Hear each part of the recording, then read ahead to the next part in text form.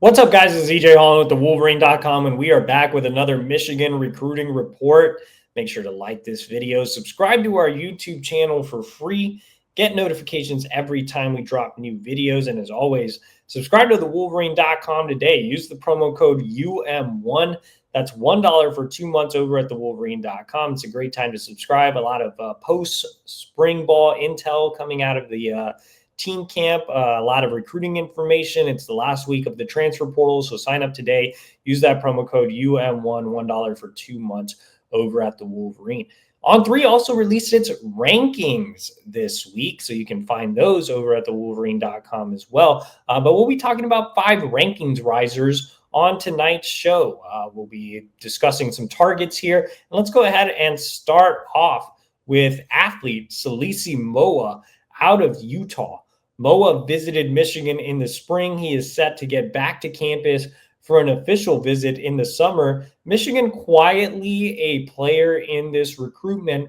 Moa moved up a handful of spots. He is in the top 100, and he's a really versatile prospect, ranked as the number 2 athlete and number 38 overall prospect nationally by On3, 6'2", 175. He is a guy that I had an opportunity to see live at OT7 in Dallas last month, and he really impressed me as a defensive back. He certainly flashed at wide receiver, and Michigan can obviously use some help at wide receiver, but I think he projects best in the secondary, and so does Michigan. Michigan has been recruiting him more as a safety. I think he can be a taller, longer corner, but I do like him as more of a true safety as well.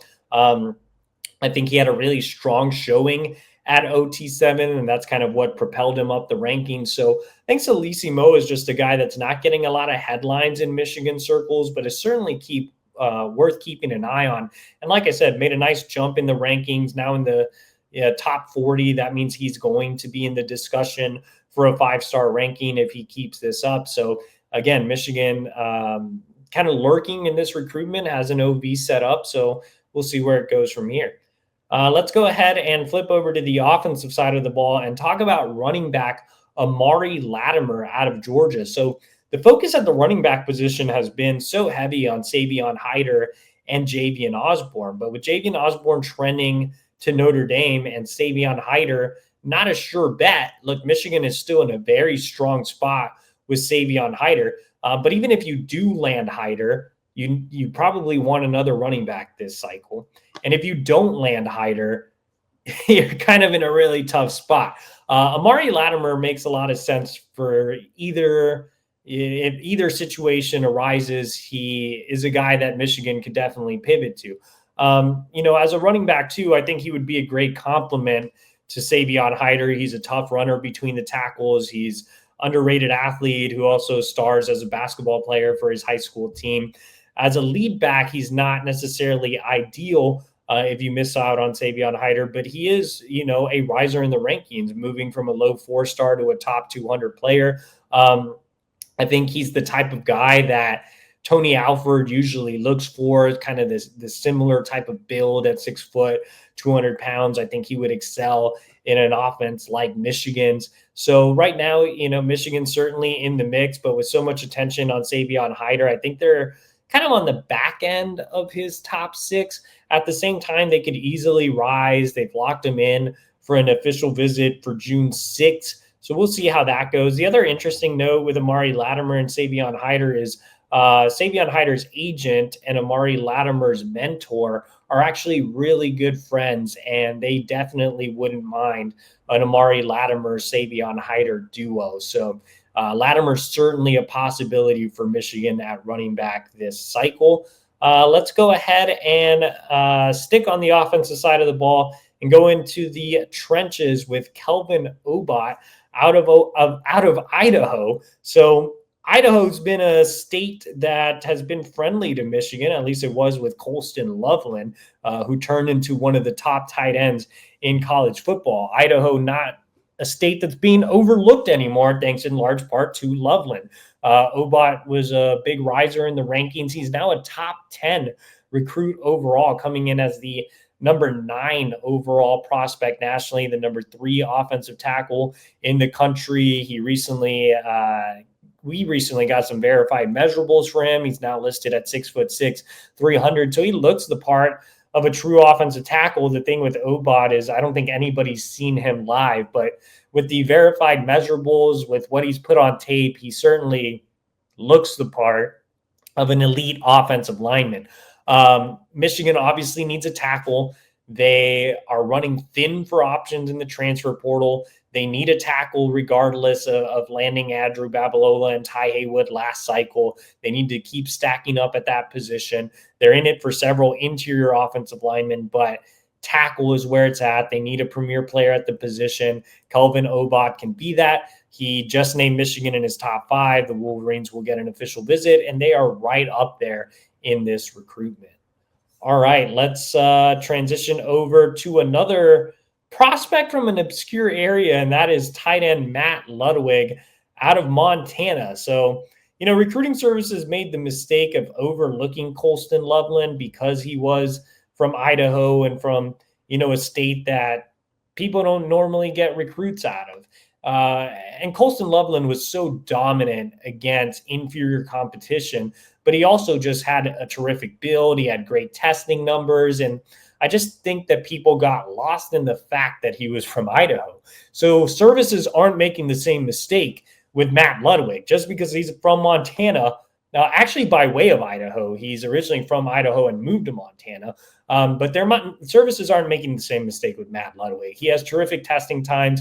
He's a terrific basketball player. He has a great frame at about 6'5", 240 pounds. Michigan has been treating Lewig like a top 100 prospect the entire cycle. He is now one as the number 92 overall recruit in the country. Michigan has the lead on the On3 recruiting prediction machine. I have a pick in for Lewig. Our national analyst, Steve Wiltfong, also has a pick in for Lewig. The Wolverines are trending in a really positive direction here, and they'll look to close it out on his official visit on June 20th, which is the last weekend recruits can take OVs. All right, let's end the video by talking about a defensive recruit, and that is Chase Calakut out of Galena Park, North Shore in the Houston area.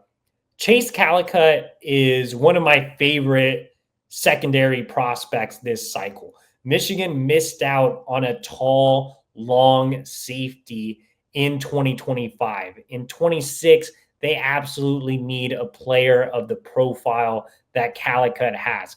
6'3", 190 pounds, just tall, long, thick build, versatility. I saw him play corner during the 7-on-7 circuit. He actually lined up opposite of Michigan commit Brody Jennings. And as much as I like Brody Jennings, I think Chase Calakut looked better at corner. I mean, Calakut is so long. He frustrates wide receivers with his length. He could be a legit corner. But again, I think Michigan has such a need at safety. You already have Brody committed as a corner. I think they would complement each other well with Brody at corner and Chase at safety. So again, when you look at Chase, he can fill that void of being a 6'3", 190-pound safety. Michigan needs that. He can be a corner. You could bring him down into the box. He's physical. He plays at a premier program. When you talk about Texas high school football, North Shore comes to mind immediately. They've won a lot of state titles here recently. They play against tough competition, and Chase dominates. There's no reason why Chase should have ever been outside of the top 300. It never made any sense to me. He's still too low at number 231. I think he's a guy that's a top 150 prospect and could definitely work his way into the top 100 as the cycle goes, along with putting together really good film against quality competition in the Lone Star State. He's also a guy that's excelled on the 7-on-7 circuit at the biggest tournaments. You're talking about the sevens. You're talking about OT7. Chase Calakut was a constant top performer. This guy checks so many boxes. I love Chase Calakut. He's been considered a Texas lean for quite some time, but Michigan's building up a ton of momentum. They're set to get him for an official visit on June 20th. He visited this spring. I think there are a lot of similarities personality-wise between Chase Calakut and Andrew Marsh, who signed with Michigan out of the Houston area last cycle. I actually talked to Calakut's mother, who kind of reminded me of Eleanor Marsh, Andrew's mother. So yeah, I mean, I could definitely see Michigan winning another battle out of the Houston area with Chase Calakut.